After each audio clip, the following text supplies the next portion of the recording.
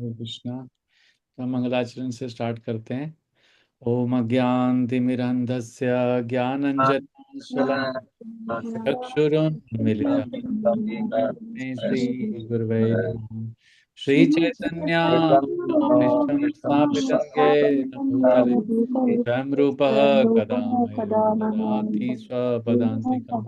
वन्देऽहं श्रीयुतापदकमलं श्रीगुरून् वैष्णवांश्च श्रीरूपं साग्रजातं सहगण रघुनाथान्वितं तं सजीवं साद्वैतं सावधूतं परिजनसहितं कृष्ण चैतन्यदेवं श्रीराधा कृष्णपादान् सहगण ललिता श्रीविशाखान्वितांश्च हे कृष्ण करुणा सिंधु दीन बंधु जगतपते गोपेशा गोपिका कांत राधा कांत नमस्तुते।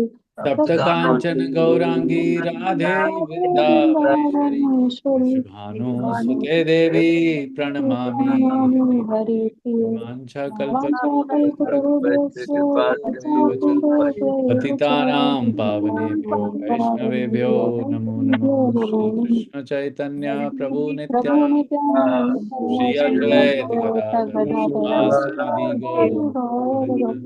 हरे कृष्णा कृष्णा कृष्णा हरे हरे हरे राम राम राम हरे हरे। नमो विष्णुपदाय कृष्णा पृष्ठाय भूतले श्रीमते भक्ति वेदांत स्वामीति नामिने नमस्ते सरस्वती देवे गौरवाणी प्रचारिणे निर्विशेषा शून्यवादी देशतारिणे श्रीपाद की जय गुरुदेव की जय। हरि बोल। हरे कृष्णा। तो हमने कल हमने आगे हम बढ़ रहे हैं। मैंने थोड़ा सा बंद कर दिया था फाइल, तो वापस जाना पड़ेगा। तो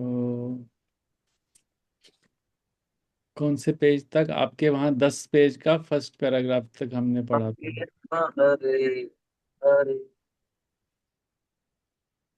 हाँ हाँ, ये मया दीक्षेना प्रकृति वाला हमने पढ़ा था। तो उसके बाद ये यहाँ तक ये भी पढ़ लिया था। इसी प्रकार परमेश्वर को तुष्ट रखना चाहिए। यहाँ यहाँ तक पढ़ा था क्या? शूद्र जीवों में यही अंतर है। हाँ, ये चेतना यह क्या है चेतना उसे क्या पढ़ना है, है? पेज 11। 11 पेज नंबर केवल 11। यही अंतर। Okay okay. तो क्या अंतर है जीव और भगवान में? संध्या माता जी बताइए। प्रभु जी, भगवान परम चेतन है और वो तीनों त्रिगुणातीत हैं प्रभु जी। और जो जीव है हम लोग, वो हम अ, चेतन हैं। और ये हमारी जो स्मृति है वो भी मतलब अ, भगवान की तरह नहीं है। जैसे भगवान को अपने पूर्व जन्मों का भी याद रहता है, बट हम जो जीव हैं हमें अपना पूर्व जन्म याद नहीं होता। वो किस तरह से क्या हुआ लाइफ जीवन में, वो सब। जी थैंक यू माता जी। और हम कैसे त्रिना त्रिगुणातीत से निकल के, मतलब हम इन तीन गुणों के प्रभाव से कैसे निकल सकते हैं? क्या कुछ एक कर्म को लेकर कुछ? भक्ति पूर्वक कर्म करके, क्योंकि हाँ। भक्ति में ये किए गए कर्म जो है वो कभी भी दूषित नहीं होते। और भक्ति को क्या डिफाइन किया गया था? भक्ति मतलब कैसा कर्म है?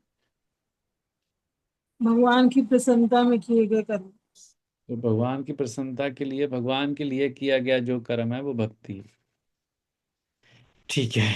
तो हमने ये 2 पैराग्राफ पढ़े थे कल। अब यहाँ नीचे से पढ़ना है, ये चेतना क्या है। तो किसने बहुत देर से नहीं पढ़ा है? अ, बड़ी मम्मी आप पढ़ेंगे? आपके पास बुक है ना? शायद और कोई। भगवत गीता को पढ़ने का उद्देश्य जाना था प्रभु जी की। भगवत गीता को पढ़ने का उद्देश्य है अपनी आत्मा को, अपनी चेतना को शुद्ध करना। हाँ यस, वो हमने लास्ट में जो इनका कंक्लूजन निकाला था कि पर्पस क्या है गीता। और आज जो वीडियो हर ग्रुप में वायरल हो रहा है वो यही है कि एयरक्राफ्ट में सब लोग मर गए, बट एक भगवत गीता जो यथारूप है प्रभुपाद की, वो सेफ रही। तो हाँ इससे ये पता लगता है कि जो भगवान है इस कलयुग में, कलयुग को क्यों सबसे अच्छा कहा गया, उसके दो कारण है। एक तो इसमें भगवान को पाना बहुत आसान है, और इसमें दूसरा कारण ये है कलयुग अच्छा होने का कि भगवान स्वयं गीता और भागवतम के रूप में विद्यमान है। हाँ जी, ठीक है। तो हम इस पे हम चर्चा करेंगे कि उससे क्या सीख ले सकते हैं इस इंसिडेंट से। बट अभी हम पहले इसको आगे कंटिन्यू करते हैं। हाँ जी, पढ़िए, पढ़ेंगे आप? ये चेतना क्या है? ये है मैं हूँ। तो फिर मैं हूँ क्या है? कलुषित चेतना में मैं हूँ का अर्थ है कि मैं सर्व सर्वा हूँ। मैं ही भोगता हूँ। वह संसार चलायमान है, क्योंकि प्रत्येक जीव वही सोचता है कि वही इस भौतिक जगत का स्वामी तथा वष्टा है। भौतिक चेतना के दो मनोमय विभाग हैं। एक के अनुसार मैं ही सृष्टा हूँ और दूसरे के अनुसार मैं ही भोगता हूँ। लेकिन वास्तव में परमेश्वर सृष्टा तथा भोक्ता दोनों हैं, और परमेश्वर का अंश होने के कारण जीव ना तो सृष्टा है और ना ही भोक्ता। वह मात्र सहयोगी है। वह सृजित तथा मुक्त है। उदाहरणार्थ, मशीन का कोई एक अंग संपूर्ण मशीन के साथ सहयोग करता है। इसी प्रकार शरीर का कोई एक अंग पूरे शरीर के साथ सहयोग करता है। हाथ, पांव, आंखें आदि शरीर के अंग हैं, लेकिन वे वास्तविक भोक्ता नहीं है। भोक्ता तो उधर है। पांव चलते हैं, हाथ भोजन देते हैं, दांत चबाते हैं, और शरीर के सारे अंग उदर को तुष्ट करने में लगे रहते हैं, क्योंकि उदर ही प्रधान कारक है जो शरीर रूपी संगठन का पोषण करता है। अतएव सारी वस्तुएं उदर को दी जाती है। जड़ को सींचकर वृक्ष का पोषण किया जाता है, और उदर का भरण करके शरीर का पोषण किया जाता है। क्योंकि यदि शरीर को स्वस्थ रखना है, तो शरीर के सारे अंगों को उदर पूर्ति में सहयोग देना होगा। इसी प्रकार परमेश्वर ही भोक्ता तथा श्रेष्ठा है, और उसके अधीनस्थ हम उन्हें प्रसन्न रखने के निमित्त सहयोग करने के लिए हैं। इस सहयोग में हमें लाभ पहुंचता है, ठीक वैसे ही जैसे उदर द्वारा गृहित भोजन से शरीर के सारे अंगों को लाभ पहुंचता है। यदि हाथ की उंगलियां ये सोचें कि वे उदर को भोजन न देकर स्वयं ग्रहण कर लें, तो उन्हें निराश होना पड़ेगा। सृजन तथा भोग के केंद्र बिंदु परमेश्वर हैं, और सारे जीव उनके सहयोगी हैं। सहयोग के कारण ही वे भोग करते हैं। ये संबंध स्वामी तथा दास जैसा है। यदि स्वामी तुष्ट रहता है तो दास भी तुष्ट रहता है। इसी प्रकार परमेश्वर को तुष्ट रखना चाहिए। यद्यपि जीवों में भी सत्रष्टा बनने तथा भौतिक जगत का भोग करने की प्रवृत्ति होती है, क्योंकि इस दृश्य जगत के दृष्टा परमेश्वर में ये प्रवृत्तियां हैं। हाँ जी, रुक। अतएव भगवत हाँ, पढ़िए पढ़िए आप। अतः भगवत गीता में हम पाएंगे कि भगवान ही पूर्ण है, जिनमें परम नियंता नियंत्रित जीव, दृश्य जगत, शाश्वत काल तथा कर्म से निहित है।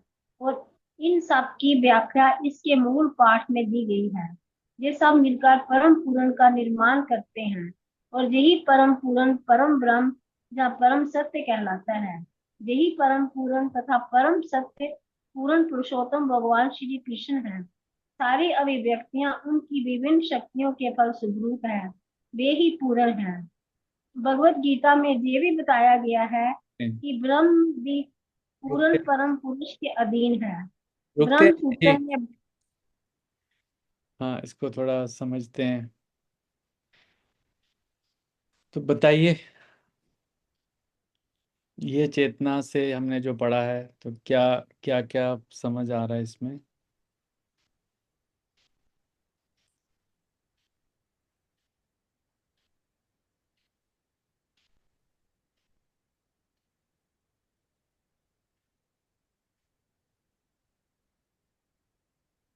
तो जो जीव चेतना है उसका क्या, कलुषित चेतना का मतलब क्या है?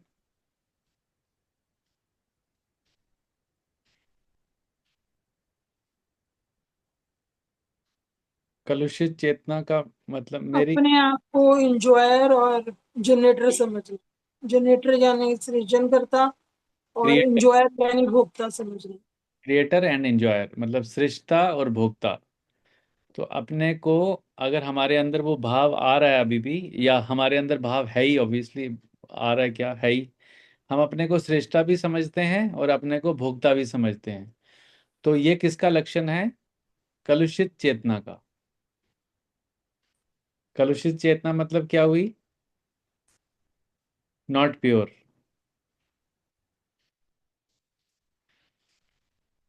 तो भौतिक चेतना के दो ही सिम्टम हैं। अगर किसी को हमें बोलना हो कि किसी, अगर हमें अपने को देखना हो कि क्या मैं भौतिक चेतना में हूं, तो अगर मेरे अंदर ये दो विचार हैं, मेरे मेरे अगर थॉट में ये दो चीजें आती हैं कि मैंने ये किया है और मैं इस चीज का एंजॉयर हूं, तो मतलब मैं भौतिक चेतना में हूं, देहात्म बुद्धि में हूं। लेकिन वास्तव में कौन श्रेष्ठा है और भोक्ता है? परमेश्वर, भगवान। तो यहाँ पेड़ जो शरीर का एग्जाम्पल दिया है और पेड़ का एग्जाम्पल दिया है, तो आप में से कोई बताना चाहेगा पेड़ का एग्जाम्पल और पेट का एग्जाम्पल, प्लीज?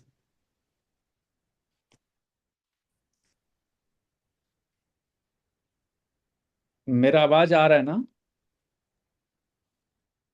जी प्रभु जी जैसे आ रहा पेट है। में प्रभु जैसे जी हम एक पानी मशीन है। देंगे, कुत्ते को पानी नहीं देना पड़ेगा, वैसे ही पेट में अगर हम खाना डालते हैं तो पूरी बॉडी को हमारा खाना मिलता है, उसको पोषण मिलता है। यस।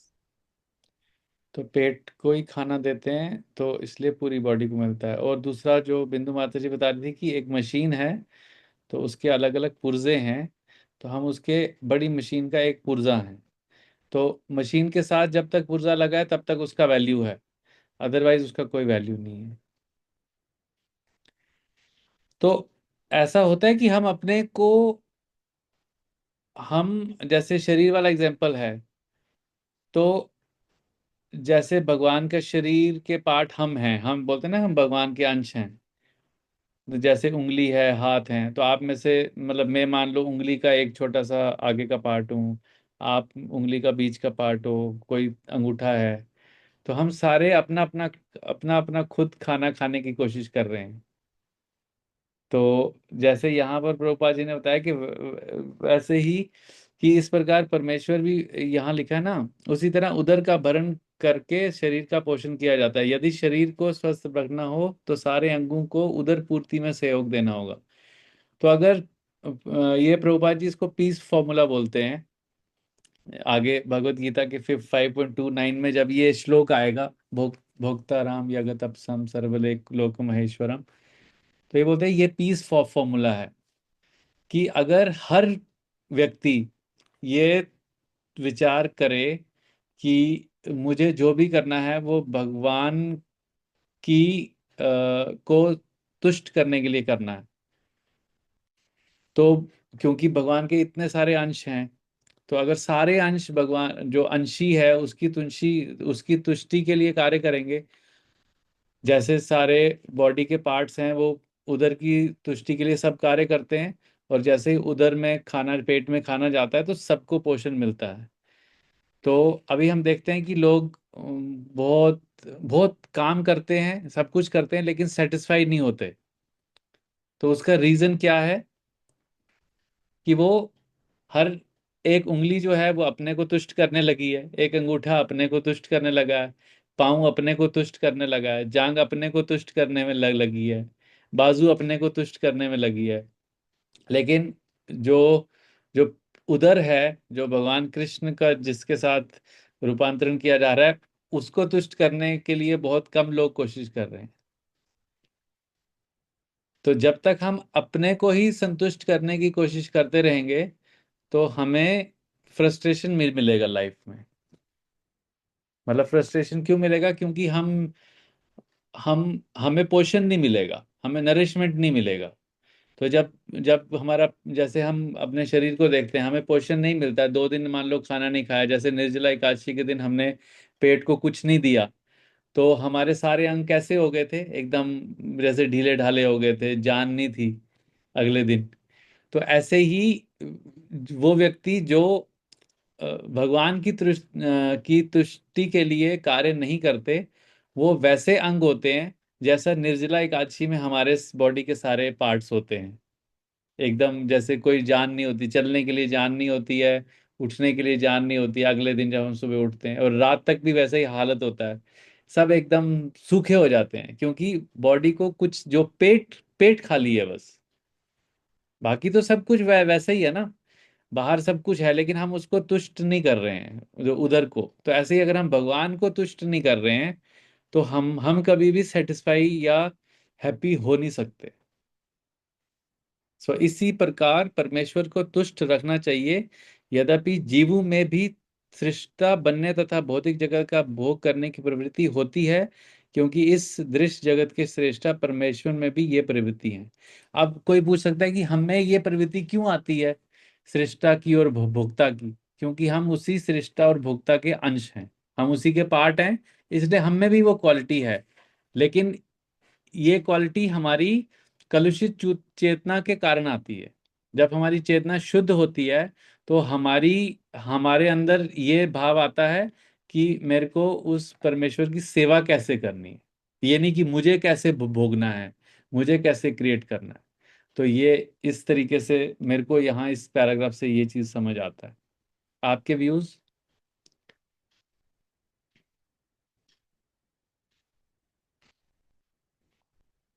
कौन बता? स्वामी और दास वाले एग्जाम्पल भी ले सकते हैं प्रभु जी। कौन सी? अगर स्वामी खुश रहेगा तो दास ऑटोमेटिकली खुश रहेगा। यस, हाँ। जैसे कोई कंपनी में हम काम करते हैं, अगर बॉस हैप्पी है तो नीचे के सब लोग भी हैप्पी हैप्पी है।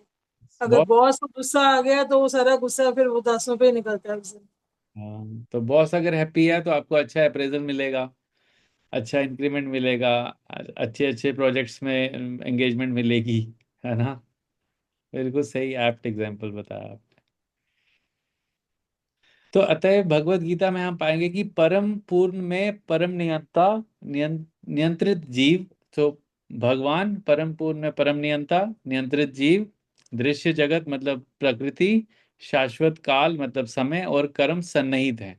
तो ये जो 5 सब्जेक्ट बताए गए हैं ना गीता में, भगवान, ईश्वर, जीव, प्रकृति, काल और कर्म, ये एक्चुअली सब मिलके भगवान भगवान है। मतलब ये भगवान के अलग अलग सेक्शंस हैं, मान के चलो पार्ट्स हैं अलग अलग।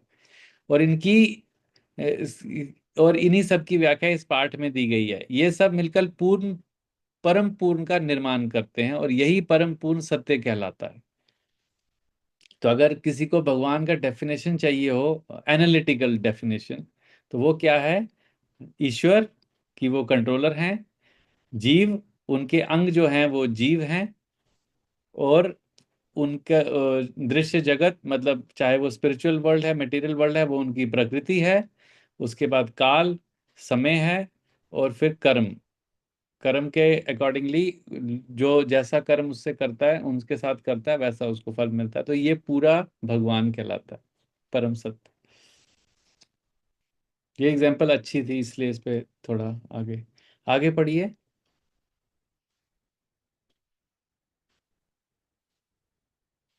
कौन पढ़ेगा? और अच्छा, भगवत गीता में पढ़िए। भगवत गीता में ये भी बताया गया है कि ब्रह्म भी पूर्ण परम पुरुष के अधीन है।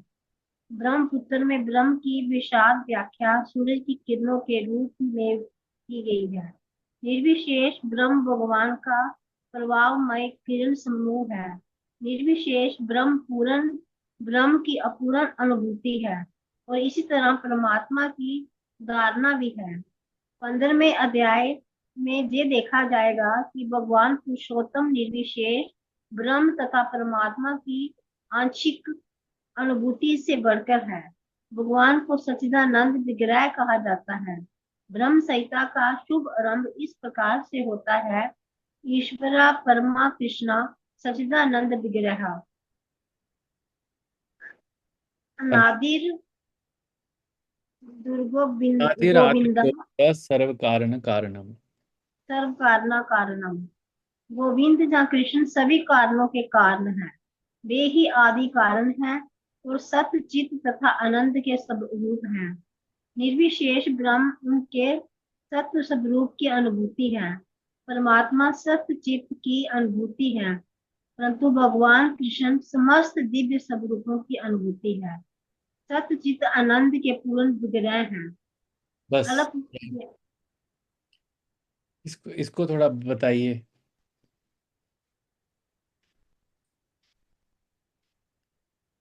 ये तो हमने पहले भी डिस्कस किया हुआ है।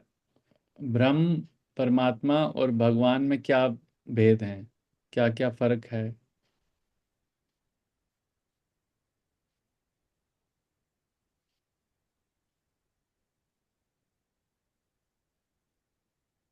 आप लोग बताते नहीं हो।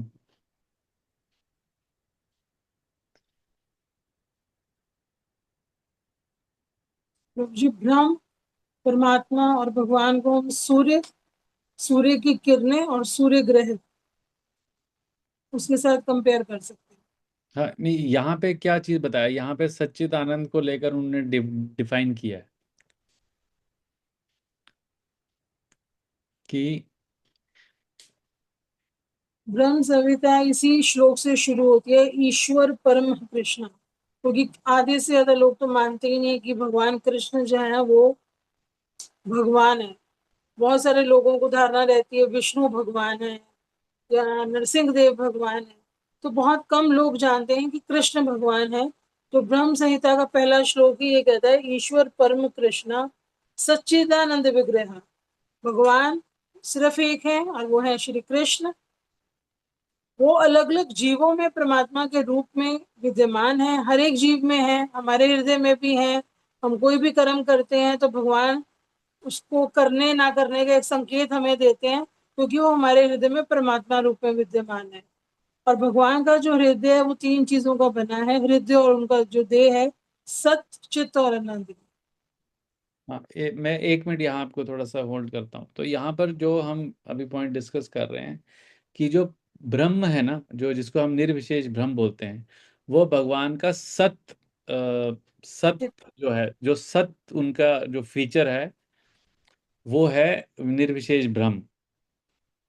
और जो परमात्मा रूप है, वो है सत्य और चित्त, क्योंकि उसमें वो शाश्वत भी है और उसमें ज्ञान भी है। ज्ञान की, सत्य और ज्ञान की अनुभूति है। और जो भगवान कृष्ण है, वो सत्य, चित्त और आनंद तीनों की अनुभूति है, क्योंकि वो विग्रह हैं।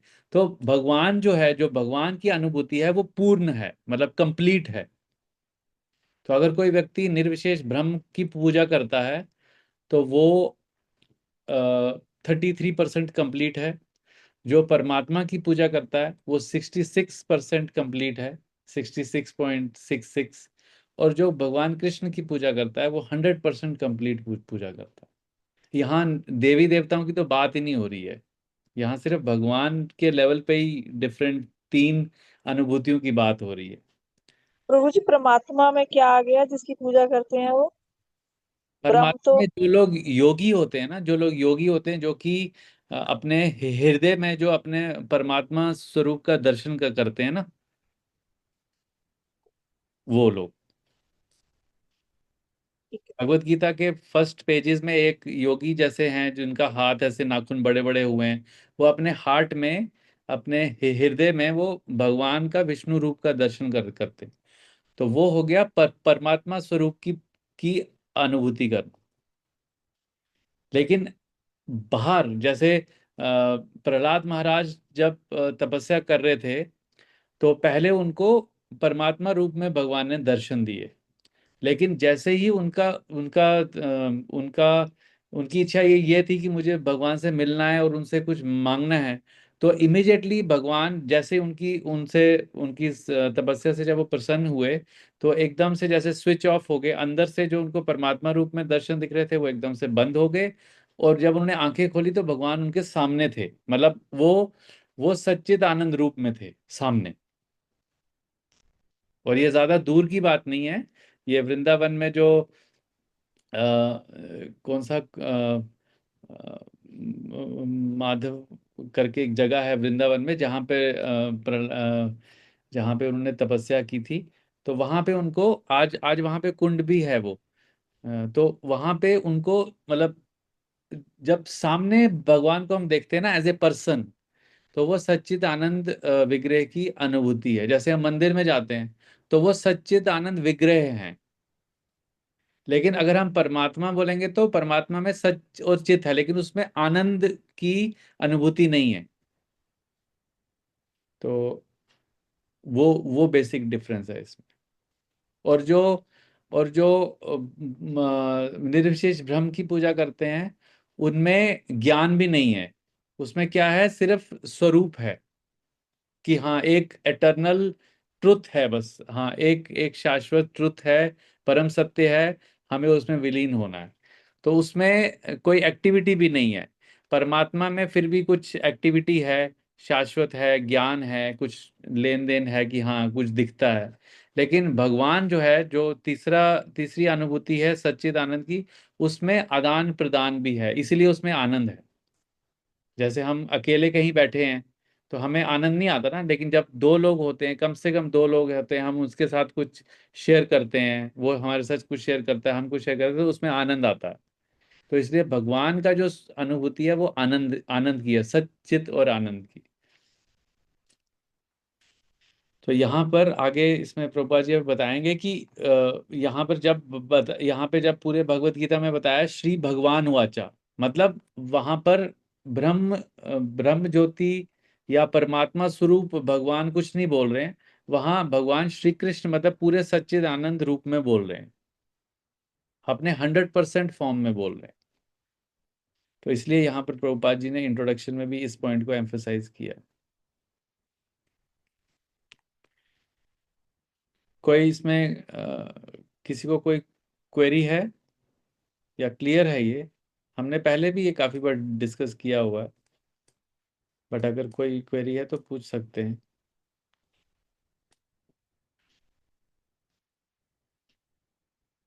ठीक है, तो क्लियर है, मतलब silence is taken as yes, clear है। ठीक है, तो हमारा अभी कितना रह गया इसमें, एक मिनट। ये इंट्रोडक्शन तो काफ़ी है, अभी इसमें बहुत सारे पॉइंट्स प्रभुपाद जी ने कवर किए हैं।